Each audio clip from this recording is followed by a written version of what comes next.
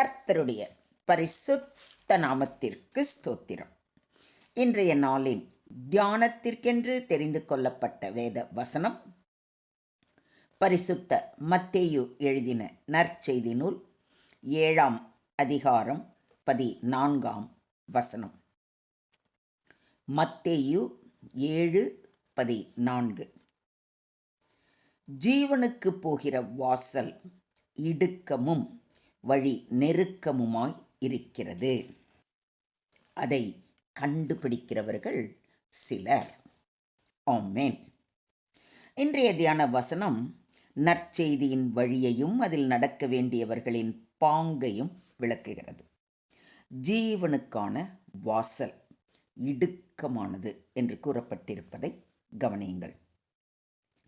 இடுக்கமானது என்பது ஏதோ ஒடுக்கப்பட்ட வழியாக அல்ல.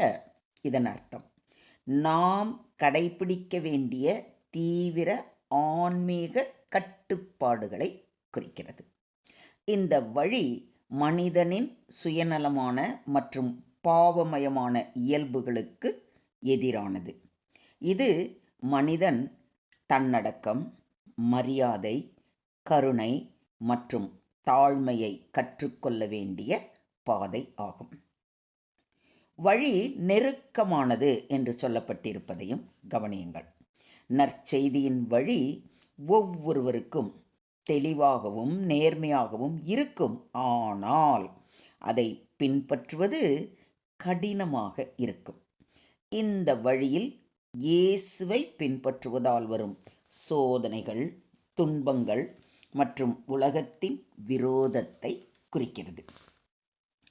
இது தன்னிகரல்லாத ஆவிக்குரிய வளர்ச்சி மற்றும் தியாகத்தை உட்படுத்துகிறது. அதை கண்டுபிடிக்கிறவர்கள் சிலர் என்று குறிப்பிட்டிருப்பதையும் கவனியுங்கள். உலகின் பாதைகள் பரந்தும் விரிந்தும் அழகியதாகவும் இருக்கும். ஆனால் தேவனின் சத்தியத்தை உணர்ந்து அதை அடைய முயலும் மிக குறைந்தவர்களே இந்த நெருக்கமான வழியில் நடக்கிறார்கள். இது மனிதனின் ஆன்மீக தேடல், விசுவாசம் மற்றும் தேவனின் கிருபையை எதிர்பார்க்கும் மனதை வலியுறுத்துகிறது.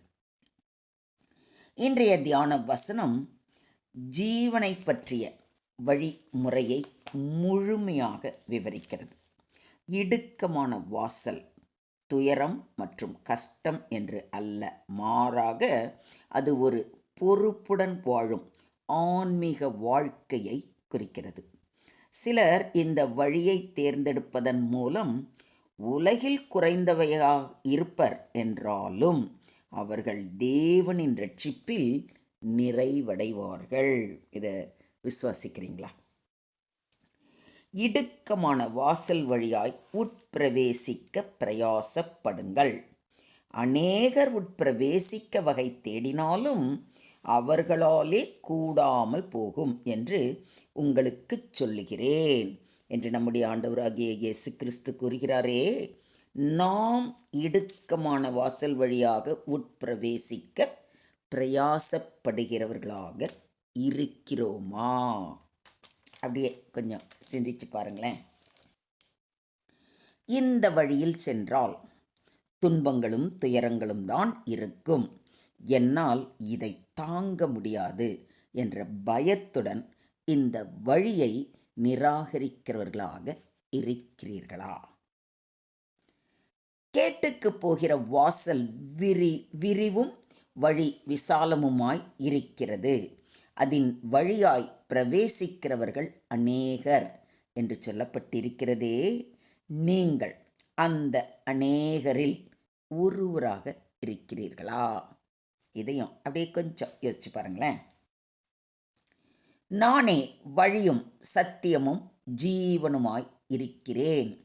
என்னாலே அல்லாமல் ஒருவனும் பிதாவினிடத்தில் வரான் என்று நம்முடைய ஆண்டவராகிய இயேசு கிறிஸ்து உறுதியாக கூறியிருக்கிறாரே.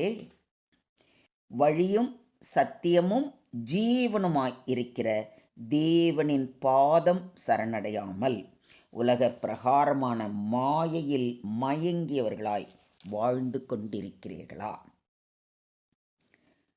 ஜீவ மார்க்கத்தை எனக்கு தெரியப்படுத்துவீர். உம்முடைய சமூகத்தில் பரிபூரண ஆனந்தமும் உம்முடைய வலது பாரிசத்தில் நித்திய பேரின்பமும் உண்டு என்று சங்கீதக்காரன் விசுவாசத்தோடு ஜெபிப்பது போல ஜீவ மார்க்கத்தை எனக்கு தெரியப்படுத்தும் என்று தேவனின் பாதம் பணிகிறவர்களாக இருக்கிறோமா? நானே வாசல். என் வழியாய் ஒருவன் உட்பிரவேசித்தால் அவன் ரட்சிக்கப்படுவான். அவன் உள்ளும் புறம்பும் சென்று மேய்ச்சலை கண்டடைவான் என்று நம்முடைய ஆண்டவராகிய இயேசு கிறிஸ்து கூறுவதை யோவான் எழுதின நற்செய்தி நூல் 10ஆம் அதிகாரத்தில் வாசிக்கிறோம். நீதிமான்களின் வழியை கர்த்தர் அறிந்திருக்கிறார். அவர்களின் நெருக்கமான வழி கர்த்தரால் பாதுகாக்கப்படுகிறது. இதை விசுவாசிக்கிறீங்களா? அப்போஸ்தலனாகிய பவுல் சீஷருடைய மனதை திடப்படுத்தி விசுவாசத்திலே நிலைத்திருக்கும்படி அவர்களுக்கு புத்தி சொல்லி, நாம் அநேக உபத்திரவங்களின் வழியாய் தேவனுடைய ராஜ்யத்தில் பிரவேசிக்க வேண்டும் என்று சொன்னார்கள். இந்த வசனத்தில் சொல்லப்பட்ட நாம் நம்முடைய மனதை திடப்படுத்தி விசுவாசத்தில் நிலைத்திருக்க வேண்டும். அதாவது முதல்ல இந்த அப்போஸ்தலர்கள் ஜனங்கக்கிட்ட, அவங்க சீஷர்கிட்ட சொன்னது என்ன? மனதை திடப்படுத்துங்க. அந்த திடம் நம்மளுக்கு இப்போ வேணும். அடுத்தது விசுவாசத்தில் நிலைத்திருங்கள். அந்த விசுவாசத்தில் நாம் நிலைத்திருக்க என்ன செய்யணும்? உங்களுக்கே தெரியும்.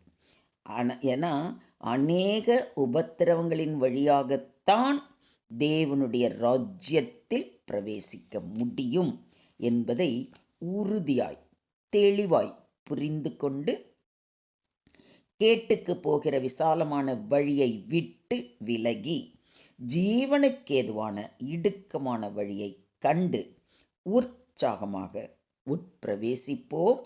நிச்சயமாக தேவனுடைய ராஜ்யத்திற்குள் நுழைவோம். இதையும் விசுவாசிக்கிறீங்களா? இதை விளக்கும் வண்ணமாக ஒரு சிறு கதையை கூறுகிறேன், கேளுங்கள். ஒரு கிராமத்தில் உள்ள பெரிய காடு வழியாக 2 வழிகள் இருந்தன. முதல் வழி பரந்ததாகவும் அழகான புல்வெளியால் சூழப்பட்டதாகவும் இருந்தது. அதில் பறவைகள், வண்ண மலர்கள் மற்றும் பல வசதிகள் இருந்தன. 2வது வழி குறுகியதாகவும் கற்களாலும் முள் கொண்ட தாவரங்களாலும் நிறைந்ததாகவும் இருந்தது. ஒரு நாள் சாமுவேல் மற்றும் யோசேப்பு என்ற 2 நண்பர்கள் அந்த 2 வழிகளில் பயணம் செய்ய முடிவு செய்தனர். இந்த பாதையின் முடிவில் என்ன இருக்கும் என்பதை அறிய ஆவலாய் இருந்தனர். சாமுவேல் பரந்த அழகான வழியை தேர்ந்தெடுத்தான். யோசேப்பு நெருக்கமான கஷ்டமான வழியை தேர்ந்தெடுத்து பயணத்தை துவக்கினர். சாமுவேல் ஆரம்பத்தில் சுகமாகவே பயணம் செய்தான். ஆனால் சில தூரத்திற்கு பிறகு அந்த வழி அவசியமான தண்ணீரும் உணவும் இன்றி திசை திரிந்த முறையில் முடிவுக்கு வந்தது. யோசேப்பு தனது முதற்கட்டத்தில் கற்களாலும் முள்ளினாலும் சிரமப்பட்டாலும் அந்த வழி ஒரு அழகான பசுமை நிலத்துடன் நிறைவடைந்தது. அதில் நீரோடைகள், மாபெரும் மரங்கள், நிறைந்த கனிகள் மற்றும் உண்மையான மகிழ்ச்சியும் அமைதியும் இருந்தன. இருவரும் திரும்பி வந்தபோது சாமுவேல் தன் தேர்வின் தவறை உணர்ந்து வருந்தினான். யோசேப்பு தனது சிரமத்தினால் கிடைத்த ஆனந்தத்தை பற்றி கூறினான். இந்த கதை இயேசுவின் வார்த்தையை பிரதிபலிக்கிறது. பரந்த வழி உலகின் ஆசைகள், சுகங்கள் மற்றும் நேர்காணல் குறையாத போக்கை குறிக்கிறது. நெருக்கமான வழி தேவனின் சத்தியம், தியாகம், இரட்சிப்பின் மகிழ்ச்சி ஆகியவற்றை குறிக்கிறது. இதை நம் வாழ்வில் நடைமுறைப்படுத்தும் பொழுது நம்முடைய சுயநலமான ஆசைகளை துறக்கவும், தேவனின் பாதையில் எளிமையாக நடக்கவும், விசுவாசத்திலும் சத்தியத்திலும் நிலைத்திருக்கவும் முடியும். இந்த வசனத்தினை நம் வாழ்க்கையில் செயல்படுத்த தினசரி பிரார்த்தனை, புனித வாழ்வு மற்றும் தன்னடக்கத்துடன் நடந்து கொள்ள வேண்டும். ஸோ இன்றே தேவ சமூகத்தில் பய பக்தியோடு தேவனுடைய கரத்தில் நம்மை ஒப்பு கொடுப்போம். அவரே நம்மை நித்திய ஜீவனுக்குள் பிரவேசிக்க கிருபை செய்வாராக. தேவனுக்கே மகிமை உண்டாவதாக. ஆமேன், ஆமேன், ஆமென்.